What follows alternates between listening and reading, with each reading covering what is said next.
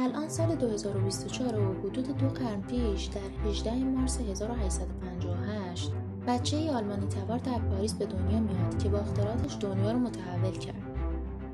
رودولف دیزل. این اسم براتون خیلی آشناست، درسته؟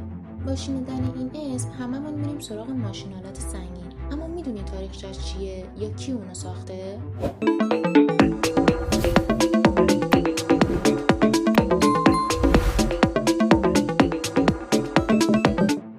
همونطور که گفتیم حدود 2 قرن پیش در پاریس پسری به دنیا اومد که اسمشو گذاشتن رودولف دیزل. این خانواده آلمانی در پاریس فرانسه به خوبی و خوشی زندگی می‌کردن، ولی در سال 1870 یعنی وقتی که رودولف 12 ساله بود بین فرانسه و پروس جنگ شد. لازمه بگم که پروس یکی از ایالت‌های آلمان اون زمان بود با آقایی به اسم اوتومون بیسمارک. نخست وزیر پروس آستار حکومت مطلق پادشاه بر کشور بود و با ترتیب دادن چند جنگ ویلهلم یکم رو که بعد از برادرش فریدریش ویلهلم چهارم حکومت به اون رسید تونست اونو به عنوان اولین امپراتور آلمان منصوب کنه. آخرین جنگ که نتیجهش تاجگذاری ویلهلم یکم شد جنگ فرانسه پروس بود. خب خیلی بیراه رفتیم، بریم سراغ خانواده دیزل. از اونجایی که خانواده رودولف آلمانی تبار بود به خاطر جنگ مجبور شدن برن لندن و تا تموم شدن جنگ یعنی 1 سال بعد که میشه سال 1871 اونجا موندن. میون درگیری ها بر سر تاج و تخت الیز دیزل مادر رودولف 12 ساله اونو فرستاد آلمان پیش خاله‌اش تا زمان مادری خودش رو تقویت کنه. جالبه بدونین این پسر باهوش یک نقاش با استعداده و علاوه بر زبان آلمانی به زبانهای فرانسوی، انگلیسی و اسپانیایی هم مسلط بود و افکار و احساساتش رو به داستان و شعر به زبانهای مختلف مینوشت. به خاطر علاقه زیادش به موسیقی توی پیانو زدن مهارت داشت. پس تو نابغه بودن شکی نیست. رودولف 14 ساله تصمیم گرفت مهندس شه و در سال 1873 وارد مدرسه صنعتی آکسبورگ شد. و به خاطر هوش زیادش در سال 1875 بورسیه‌ای از طرف دانشگاه پلی‌تکنیک یا فنی مونیخ دریافت میکنه و وارد این دانشگاه مدرن میشه و زیر نظر پروفسور کارل فون لیند بنیانگذار تکنولوژی سرماسازی مدرن و طراح دستگاه‌های سرماساز به تحصیلش ادامه میده. ولی در سال 1879 به بیماری تیفوئید مبتلا میشه و همین باعث میشه دیرتر فارغ التحصیل بشه. ولی اون بیکار ننشست و وارد شرکت ماشین‌آلات سازی برادران زولزر میشه و تجربه علمی خودش رو در مهندسی کسب میکنه. بالاخره رودولف در سال 1880 از دانشگاه فارغ التحصیل میشه و میره پاریس پیش خانواده‌اش. کارل که منتظری همچین روزی بود به رودولف پیشنهاد کاری میده و اونم قبول میکنه. نتیجه این همکاری شرکتی رو به نام لینده به وجود میاره که حدود 1 سال بعد رودولف مدیرش میشه. کارل و رودولف در لینده اختراعات زیادی داشتند که به اسم شرکت ثبت میشد، ولی اسمی از رودولف در ثبت اختراعات نبود و این موضوع رودولف رو ناراحت میکنه. با اینکه هرچی پول از شرکت به دست می آوردن اون اسم میکردن، ولی رودولف میگفت پول میخوام اختراعاتم به اسم خودم ثبت شه. طولی نمیکشه که رودولف از لینده میاد بیرون و روی ایده خودش کار میکنه و میره سراغ موتورها. اون شروع میکنه به بررسی موتورهای گازی و به دنبال راهی میگرده که کارای این موتورها رو ببره بالا و هزینه و استهلاکشون هم کم کنه. یه روز رودولف توی آزمایشگاهی که اجاره گرفته بود و آزمایشات خودش رو روی موتورهای گازی انجام میداد که یه سریاشون هم خیلی خطرناک بودن و میتونستن آدم رو بکشن، مثل زدن گاز آمونیاک به موتور. یه موتور منفجر میشه و آزمایشگاه رو نابود میکنه. همه فکر میکردن رودولف مرده ولی اون زنده موند. بعد از بهبودش از بیمارستان مرخص میشه. اون ولکن ماجرا نبود و دوباره برمیگرده به آزمایشگاه و به آزمایشات خودش ادامه میده.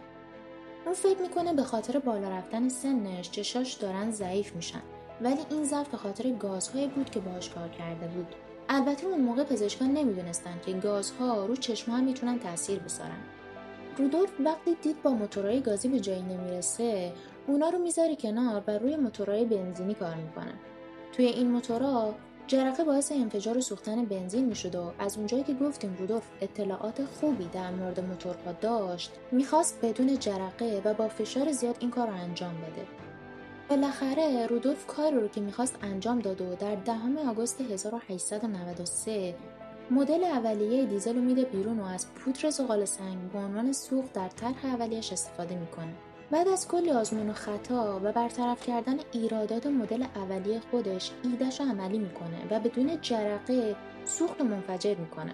منتها به جای بنزین یا پودر زغال سنگ از سوختی که از نفت درست کرده بود استفاده میکنه، یعنی گازوئیل یا همون دیزل. اون در سال 1896 مدلی از موتورهای دیزلی رو ارائه میکنه که 75% کارایی نسبت به موتورهای گازی با کارایی 15% داشت. به خاطر کارآمدتر بودن موتورهای دیزلی نسبت به بقیه موتورها، صنایع مختلف به اختراع رودولف علاقه زیادی نشون میدن و از اون میخوان که مجوز ساخت موتورهای دیزلی رو به اونا بده و در عوضش حق ثبت اختراع رو به رودولف بدن. الان اون یه میلیونره و در اوج خودش به سر میبره. رودولف دیگه خیالش راحته. میگی چرا؟ چون اختراعی رو ثبت کرده که براش پول سازه. پس تصمیم میگیره یه خورده استراحت کنه و از پولدار بودنش لذت ببره. در 29 سپتامبر 1913 رودولف بازنشسته تصمیم میگیره برای شرکت در یک جلسه بره لندن. اون سوار کشتی بخار اس درزدن میشه. نزدیکای نیمه شب شامشو میخوره و میره اتاق تا بخوابه و به مسئول کابین میسپره که حوالی ساعت 6 اونو بیدار کنه. صبح روز بعد مسئول کابین برای بیدار کردن رودولف میره اتاقش، اما هیچ کس تو اتاق نبود و همه چیز سر جاش بود و چیزی جابجا نشده بود. این نشون میداد که دیشب کسی اونجا نخوابیده. بعد از کلی پرسجو و اینور اونور گشتن، بالاخره مسئول کابین وسایل رودولفو در یکی از سکوهای کشتی پیدا میکنه. بعد از دیدن اون صحنه همه فکر میکنن رودولف پریده تو آب و خودکشی کرده. چند روز بعد یک کشتی هلندی جسدی رو پیدا میکنه که از بین رفته بود و قابل شناسایی نبود، ولی چند تیکه وسیله داخل جیباش بود، مثل جعبه قرص، عینک و غیره. و پسرش این وسایل رو میبینه و تایید میکنه که واسه پدرشه. همونطور که قبلا گفتیم خیلی‌ها فکر میکردن رودولف خودکشی کرده، ولی خانواده‌اش تا آخر عمرشون این فرضیه رو رد کردن. چون روحیات اونو میشناختن میگفتن اون نمیتونه خودکشی کرده باشه. یه سری هم میگفتن دولت آلمان اونو کشته. حالا چرا دولت آلمان باید این کار رو انجام بده؟ مگه این سفر رودولف چه ضرری برای این دولت داشت؟ بعداً مشخص شد که رودولف قرار بود تو لندن با وزارت صنایع انگلیس در مورد حق اختراع دیزل صحبت کنه که پول زیادی از طریق این قرارداد میتونست به رودولف دیزل برسه و از طرفی هم انگلیس با این فناوری قدرتش خیلی بیشتر میشد که این خوشایند آلمانی ها نبود. میگی چرا؟ چون در اون زمان یعنی سال 1913 تنش‌های بین انگلیس و آلمان بالا گرفته بود و این کار رودولف میتونست خسارت‌های زیادی رو برای دولت آلمان داشته باشه. آخرش هیچ کس نفهمید که رودولف دیزل آلمانی‌ها کشتن یا خودش خودکشی کرده. ولی دیزل به خاطر اختراعات زیاد و مهمش، خصوصاً ساخت موتور و سوخت دیزل، اسمش رو تو تاریخ ثبت کرد.